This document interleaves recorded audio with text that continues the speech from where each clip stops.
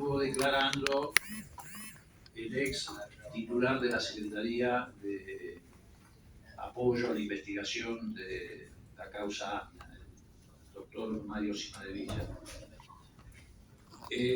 Tanto en las versiones taquigráficas que están en mi poder, como en denuncias judiciales que el doctor Cimadevilla formuló respecto a su actuación en ese tema específicamente. Yo no quiero leer porque después puede aparecer, como usted dice, como una imputación de cargo y no una pregunta, pero lo cierto es que todos los que estamos aquí sentados somos testigos de que el doctor Cimadevilla lo imputó severamente respecto a su forma de actuar frente a ese proceso que era el de la causa judicial del encubrimiento del atentado a la AMIA. Y concretamente la imputación que llevó adelante Cimadevilla, que tengo entendido que además está contenida en algunos de los pedidos de juicio político que se han formulado aquí, no precisamente de nuestro sector político, se señalaba que usted había desarrollado una tarea muy intensa o muy pertinaz para buscar la absolución o la impunidad de dos fiscales, Mullen y Barbagia. Y bueno, no quiero extenderme demasiado porque reitero, los que estamos acá, todos los miembros de la comisión, debemos tener presente ese testimonio de Cimadevilla, documentación que aportó en el sentido de que desde el Ministerio de Justicia, y concretamente lo responsabilizaba usted, se hicieron esfuerzos para esterilizar lo que había sido la labor de los abogados de la querella, para desnaturalizarla, que casi vivieron una intervención a través de un abogado de apellido Inchauste designado por el Ministerio para seguir la causa, y que eso culminó en el intento, frustrado, pero en el intento de generar impunidad para estos dos fiscales.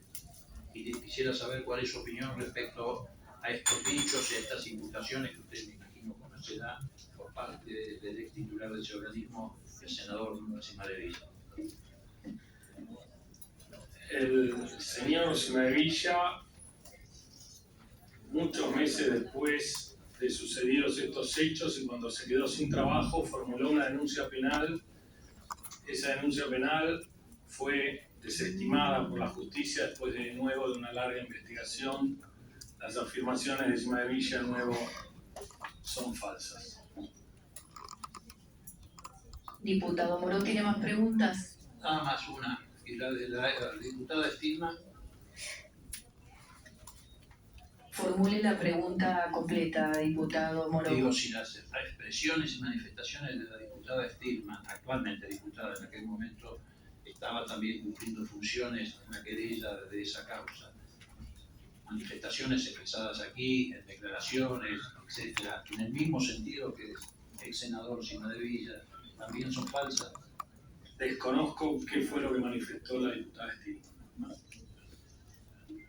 Yo le voy a pedir, Presidenta, que después recurramos a las versiones taquigráficas, si podemos esclarecer al testigo y a la documentación que en su momento se presentó en materia de juicio político por este tema por parte de la coalición cívica, de modo tal de que el testigo sepa que la doctora Stilman fue palabra más, palabra menos en la misma dirección, no que el señor Cimadevilla, sino que el doctor Cimadevilla, ex senador de la Nación.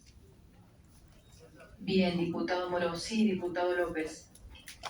Presidenta, me parece que estamos desviando el tema del debate. Nosotros no nos vamos a enganchar en ninguna polémica con el señor Moró porque tuvimos en tiempo y forma la oportunidad de accionar el proceso constitucional pertinente para cuestiones con las que no estábamos de acuerdo y que creíamos que ameritaban. Así que me parece que la pregunta no es pertinente y que también le quiero aclarar al diputado Moró que no nos vamos a enganchar en lo que está tratando de hacer y que el testigo acá vino por otra cosa.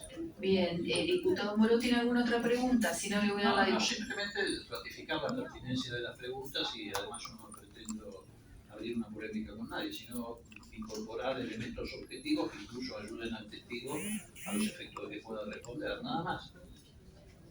Bien, ¿tiene algo para aportar el testigo respecto al Sí, tema? en cualquier caso no voy tampoco a responder sobre dichos de otras personas. Creo que no me compete a mí como testigo evaluar eso. Yo no soy quien para opinar de lo que diga nadie. Bueno, diputado Tagliari, tiene usted uso de la palabra para hacer preguntas. Gracias, presidenta. Buen día, doctor Garabano. O buenas tardes.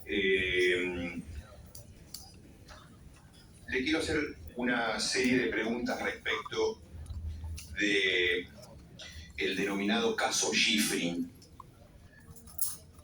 es decir, el expediente judicial por el cual el doctor Leopoldo Schifrin buscaba que se declarara inconstitucional la limitación constitucional de los 75 años.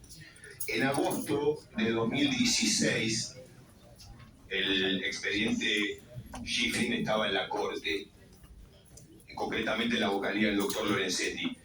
¿Usted recuerda, doctor Garabano, cuándo se enteró o tomó conocimiento de que Schifrin estaba en trámite y en la Corte? Sí, la verdad es que más allá de si hubo algún informe, siempre había informes de listado de causas y demás. Acá estuvo declarando Horacio Díez, que fue nuestro director de Asuntos Jurídicos y hoy es su procurador del Tesoro. Yo me enteré cuando salió el fallo. De hecho, fue en ese momento que tomé conocimiento del caso Schifrin formalmente, y lo conocí a Schifrin porque hablamos con Schifrin después del fallo, y Schifrin vino, si yo no recuerdo mal, a entregarme la renuncia personalmente. Incluso a partir de ahí yo lo invité a Schifrin a varios eventos de reforma judicial que impulsamos del Ministerio de Justicia, con una situación que fue bastante sorpresiva y que nos generó además muchas dificultades operativas. De hecho, tiempo después yo dicté una resolución para tratar de encauzar el proceso de todos los jueces que cumplían 75 años y que estaban en funciones, ¿no? Se dictó esa resolución que creo que sigue vigente, no fue derogada, y es la que utiliza el Ministerio de Justicia para darle trámite a las solicitudes que hacen los jueces que van a cumplir 75 años. No entendí, o sea, usted plantea que se enteró del fallo, del tema Schifrin cuando salió el fallo, pero había informes previos, es decir, yo supongo que cuando usted arranca la gestión, supongo que habrá habido un pequeño memo de la Dirección de Jurídicos diciendo estas son las causas que hay, estos son los expedientes más sensibles. Entonces, o tenía algún informe previo que sabía que estaba tramitando esto, o se enteró en el momento en que la Corte resuelve definitivamente la cuestión. Supongo que existiría un informe previo. Yo la verdad que no era tema, no lo había registrado, no tomé conocimiento formal hasta que sale el fallo. Y de nuevo, esto fue objeto también de una denuncia penal que fue investigada en sede penal. ¿A qué se refiere con la denuncia penal? Porque no la tengo presente. ¿Por el tema Schifrin? Hubo una denuncia penal en relación al tema de la doctora Hayton y el fallo de los más 75 años vinculando el antecedente de Schifrin. Ah, ok. Está bien, sí, se está refiriendo a una denuncia que instruyó el fiscal Marijuán. Bueno, no tengo registro de que la tramitó. No, pero está bien, sigue la causa, no es específicamente Schifrin, sino el tema Hayton. Cuando se enteró del fallo Schifrin, doctor, por los medios, por sus asesores en el ministerio, ¿usted recuerda de haberse interiorizado del trámite que había tenido el expediente? ¿Cuál había sido la posición del ministerio a lo largo de ese año? Si rescató algunos antecedentes para entender cómo se había desarrollado la demanda. No tengo recuerdo, en realidad lo que nos ocasionó fue un problema futuro muy, muy fuerte, y fue lo que nos tratamos de abocar con aquella resolución que dicté tiempo después. Y enfrentar un montón de personas o jueces que estaban en una situación muy parecida, entiendo, incluso algunos que estaban en el medio de juicios orales, penales, que no podían cambiar. Es decir, realmente fue un trastorno hacia el sistema de justicia. Supongo que por lo sorpresivo, o al menos a mí me sorprendió. Creo que el fallo Schifrin no sé cuánto tiempo llevaba ya en la corte.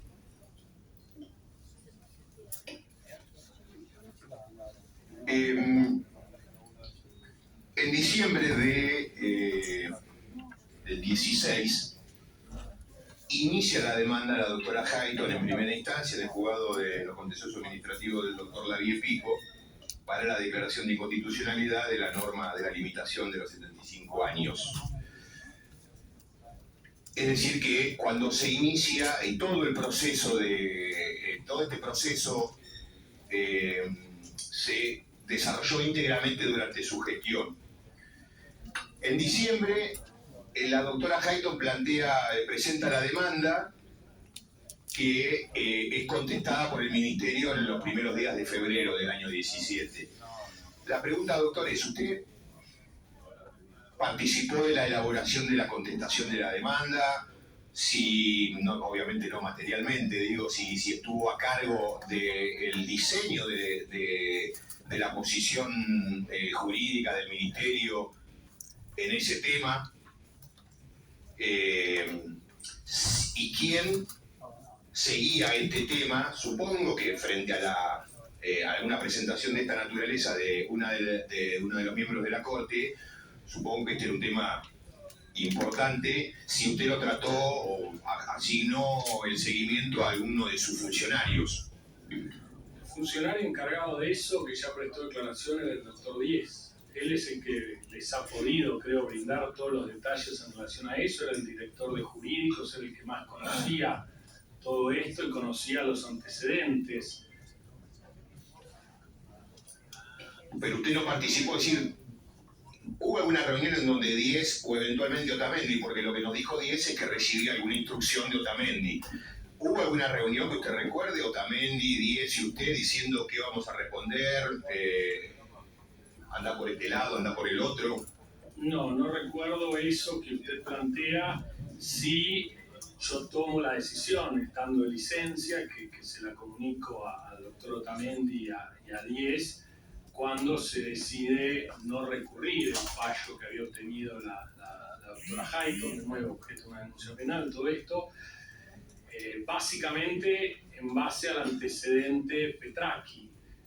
En ese momento hay un fallo que era jurisprudencia más o menos pacífica, que era el caso Fait, que era otro juez de la Corte, y había un caso que me permito, si quiere, acercar, que era el caso Petracchi, y había un antecedente específico del Ministerio de Justicia en donde el ministro Julio Alac había desistido del recurso de apelación de la sentencia que favorecía en ese momento al doctor Petracchi por los mismos fundamentos, con lo cual yo tomo la decisión en base a ese antecedente del ministerio, que era el mismo caso, la misma situación y demás, de mantener ese criterio.